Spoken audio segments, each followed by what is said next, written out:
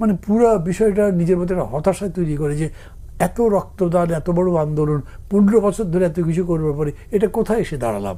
আমার কাছে এরকমই মাঝে বলে নাদান, বোঝে না, অথর্ব, কি আর কি ল্যাঙ্গুয়েজ বলবো, সেই সমস্ত লোকের হাতে দেশ গেছে, শাসন গেছে, ফলে এভরিথিং ইজ আনসার্টেন। আমি ভোট আনসার্টেন মনে করি। আমি খুবই দুঃখের সাথে বলছি, এই অভ্যুত্থানের অধিকাংশটা আমি দেখছি যে ব্যর্থই হয়ে গেছে। কেন বললাম, বিতর্ক যেগুলো উঠেছিল, যেগুলো খুব মৌলিক বিষয়ের বিতর্ক ছিল, সেগুলোর কোনো নিষ্পত্তি হয়নি। অতএব জুলাই সনদের ব্যাপারে ভাইস চেয়ারম্যান যিনি প্রফেসর আলী রিয়াজ, উনি বলেছেন যে আমরা 5 তারিখের মধ্যে এই ব্যাপারে একটা ড্রাফট সবার কাছে দিয়ে দেব।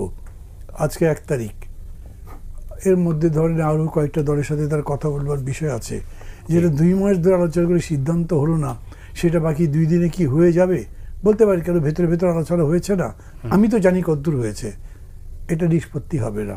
অতএব উনি নিজেই বলেছেন 3টে ক্যাটেগরি থাকবে, যেটা একমত হয়েছে সেটা বলবেন, যেটা প্রেসিডেন্ট অর্ডিন্যান্স দিয়ে করা যাবে সেটা একটা লিপিবদ্ধ থাকবে, আর যা ডিফারেন্স আছে সেটা থাকবে। তার মানে যতদূর যে ব্যবস্থা আসছে সেই অবস্থায় এটা যাবে, এরকম ডিফারেন্স দিয়ে তো কনস্টিটিউশনের মধ্যে যাবে না। তাহলে জুলাই সনদ কনস্টিটিউশনের পার্ট হচ্ছে না, যেটা এদের এত বড় দাবি ছিল। তারা যদি বলে জুলাই সনদ কনস্টিটিউশনের পার্টই হচ্ছে না, তো এই নির্বাচনটা কী হবে? এর সাথে যেগুলো বলছে গুজব তো নয়, ধরেন চট্টগ্রাম বিশ্ববিদ্যালয়ে যে ঘটনা ঘটেছে, মতিবি আমি ওই কলেজ ইউনিভার্সিটির ছাত্র ছিলাম, ওইখানকার চাকসুর জিএস ছিলাম, এবং আমি আজকে সকালবেলা একটা মানববন্ধন হয়েছে ঘটনার প্রতিবাদে, সেইখানে বলেছিলাম 68তে ভর্তি হয়েছে ইউনিভার্সিটি, তখন একটা গ্রাম, ওইটা 4টা মাত্র সাবজেক্ট ইউনিভার্সিটি আছে অনার্স, খুবই ওই টাইপের একটা।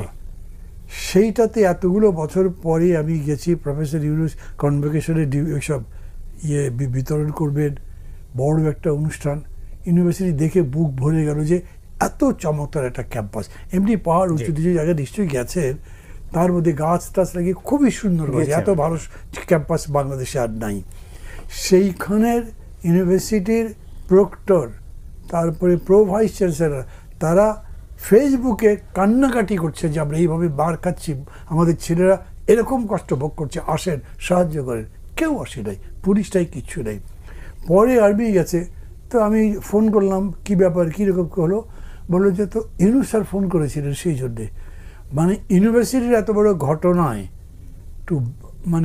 to make move of the law enforcing agencies, Professor Yunus had to phone. What is this country?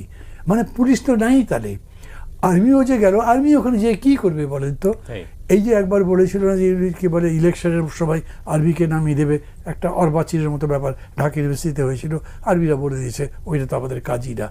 এইখানেও যে আর্মি গেছে, আর্মি যদি জিজ্ঞেস করবে গিয়ে করবো কি, কাকে অ্যারেস্ট করবো না, মারবো, কাকে, আমরা তো চিনিও না কাউকে, ছাত্রদেরও ধরতে পারবো না, গ্রামবাসীকেও ধরতে পারবো না, এইরকম একটা পরিস্থিতি। এইটাই চললো। খেয়াল করে দেখেন, রাজশাহী ইউনিভার্সিটিতে গোলমাল হচ্ছে, তারপরে আপনার এগ্রিকালচার ইউনিভার্সিটি তো বন্ধ হয়ে গেছে এইসব ঘটনার পরে। যেটা হলো, আমি শুনেছি যে বন্ধ হয়ে গেছে নির্বাচন। এখানে আসবো বলে গাড়িতে চড়ে যাচ্ছি, আমার সাথে আমাদের সেন্ট্রাল কমিটি মেম্বার রাজ্জাক আছেন, ওনাকে একটু দেখো তো রায়টা কী হয়েছে কি, সে দেখে বলো না চেম্বার জাস্ট বন্ধ হয়েছে। আচ্ছা, এত তাড়াতাড়ি স্থগিত করে দিল, মানে কী ভাবলো, হু মুভ দিস? কেউ তো একজন চেম্বার অ্যাপিল করতে যেতে হবে, তো অ্যাপিল হিয়ারিং হবে, কিছু হবে, nothing was done and the judgment was given. আর প্রফেসর ইউনুস তার শুরুতে একটা নাগরিক শক্তি করতে গিয়ে কিচ্ছু করতে পারেন নাই। এখনও যখন আসলেন, সবাই আমরা তাকে বললাম আপনি দরকার লাগলে একটা পলিটিক্যাল কাউন্সিল করেন, সবাইকে ডাকেন, বিভিন্ন সময় তার সাথে বসে বসে কথা বলে বলেন কীভাবে করা যাবে। He did nothing. উনি নিজের মতো যেটা চালাতে গেছেন, ওগুলো তো চালানো বলে না। মানে অনেকগুলো ইভেন্টে দেওয়া যাবে যখন তাদেরকে নির্বিকার বলেছে, কোনো ভূমিকা ছাড়া বলে গেছে, মনে হচ্ছে as if they are just sitting over the destruction or the, মানে যাই হয়েছে ডিভাস্টেশন যাই, ওটার উপর তারা বসে আছেন, আর কিচ্ছু করেননি। এই সাম্প্রতিককালের ঘটনা যেগুলো দেখছেন, সবগুলো একই রকম ঘটছে বলে আমি মনে করি। এখন পর্যন্ত মতিভাই মানুষের মনের মধ্যে প্রশ্ন যাচ্ছে না, ভোট কী হবে, এটা কোন ধরনের কথা? 6 মাসও সময় নেই, অলরেডি ভোটের, মানে উনি বলছেন ট্রেন তো চলতে শুরু করেছে, ট্রেন চলতে শুরু করছে কিন্তু সেটা যে জস নেই, মাঝবাজি খালি ধাক্কা খাচ্ছে, আটকে যাচ্ছে, এটা উনি দেখেও যেন দেখছেন না। এটার সলিউশন কি? একটা বলতে পারেন, এই গভর্নমেন্টকে আরও এফিশিয়েন্ট হতে হবে। এই গভর্নমেন্ট আরও এফিশিয়েন্ট হতে পারবে। ফার্স্টলি এই গভর্নমেন্ট কি রিয়েলাইজ করে যে তাদের এই মিস্টেকের কারণে তারা এটা পারছে না, বা এই জায়গায় ভুল হচ্ছে, থেকে এইভাবে কারেকশন করা দরকার? আমি দেখছি না। গতকালকে তারা 3টা দলের সঙ্গে বসলো। দেখার মাধ্যমে আমি প্রশ্ন করতে পারি, যদি আমি এই প্রশ্নটা করছি এখানে আলোচনার জন্য বলছি, ওই 3টা দলকে উনি কিসের ভিত্তিতে সিলেক্ট করলেন? Why 3 only? এটা আমাকে অন্যরা জিজ্ঞেস করেছে। আজকে আবার শুনলাম আগামীকালকে আমাদের 7টা দলকে ডেকেছেন 5টার সময়, তারপরে আবার অন্যদের মানে আলাদা করে ডাকছেন, আমি তো বুঝছি না। সবাইকে ডেকে উনি যদি অ্যাপিল করেন, দেখেন এই এই এই পরিস্থিতি, কিন্তু নির্বাচনটা করতে তো হবে, আমি আপনাদের হেল্প চাই, আমি কিভাবে ইলেকশনটা করতে পারি বলেন, অ্যাপিল যদি করে, আমাদের মানে এই গভর্নমেন্টের মতো এই সহযোগিতা কোনো সরকার পৃথিবীর কোথাও পেয়েছে কিনা আমার সন্দেহ আছে।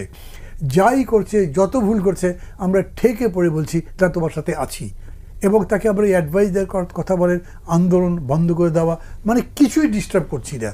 তারপর তার অ্যাপ্রোচ নাই। আজকে পত্রিকায় যখন পড়লাম ডক্টর ইউনূস বলেছেন 3 দলকেই যে কোনো নির্বাচন হবেই, উনি হোয়াট ইজ দিস? উনি কমান্ড করছেন আমাদেরকে যে নির্বাচন কিন্তু হবেই। নির্বাচন হবে কীরকম করে? পুলিশ চট্টগ্রাম বিশ্ববিদ্যালয়ে যায় নাই, পুলিশ চট্টগ্রামের একটা সেন্টারে ব্যালট বাক্স নিয়ে চলে যদি যায়, ডাকলে যে যাবে তার গ্যারান্টি কী? মানে আমি আজকে প্রশ্ন করছি, মানে আমি মনে করি যে নির্বাচন ছাড়াই ক্রাইসিস থেকে ওঠার তো উপায় দেখছি না, অথচ আমি বলছি যে এই ভোটটা হবে কীরকম করে? পুলিশ আসে নাই, আর্মিকে আনতে হয়েছে, সেটাও চিফ জাজকে বলে, চিফ অ্যাডভাইজারকে ফোন করে ডেকে। ওনার এটা ফিল করা দরকার না যে আমি এখন কোথায় আছি, I am presiding over which country, আমি কোন দেশ রান করছি, কোন দেশ অ্যাডমিনিস্ট্রেট করছি, বোঝা দরকার তার। উনি এটা যদি না বুঝতে পারেন, দেন আই এম সরি, আমার হয়তো একসময় বলতে হবে, আজকে বলবো না আমি, কিন্তু হয়তো আমার একসময় মুখ দিয়ে বেরোবে, এদের দিয়ে হবে না, কী করবো তাছাড়া। অনেক ধন্যবাদ আপনাকে। এই পর্যায়ে আজিজ, নির্বাচনের কথা আপনি বলেছিলেন, নির্বাচনের চ্যালেঞ্জ, এই অনেকগুলো চ্যালেঞ্জ, যেটা সরকার যেভাবে যে দুর্বল সরকার বলছি আমরা, এই সরকারের পক্ষে নির্বাচন পরিচালনা করা সহজ, মানে কতটা কঠিন, এই যে আমরা বুঝতে পারছি। আপনার কি মনে হয়? আমার তো মনে হয় এই সরকার নির্বাচন করতে পারবে না, একদমই পারবে না। সরকার চালাতে পারে নাই, রাষ্ট্রে কোনো অর্গান ঠিক করতে পারে নাই, এবং নির্বাচন করাটা আরও কঠিন, আরও কঠিন। ধরেন এই যে চিটাগাং ইউনিভার্সিটি, সব ইউনিভার্সিটিতে দেখেন আইন শৃঙ্খলা বাহিনীর কোনো অ্যাক্টিভই করা যায় না। আর সব জায়গায় মূল কথা হচ্ছে, সব জায়গায় তরুণদের মব জাস্টিস, এটা হলো বড় সংকট। বাক্স দিবেন, মব জাস্টিস হয়ে বাক্স লয়ে চলে যাবে, কি করবেন? কে ঠেকাবে? অর্থাৎ পরিস্থিতি, দেশের যে পরিস্থিতি, তাতে তো নির্বাচন, এই সরকারের পক্ষে নির্বাচন ব্যবস্থা করা না, কিন্তু নির্বাচন তো হতে হবে। নির্বাচন হলে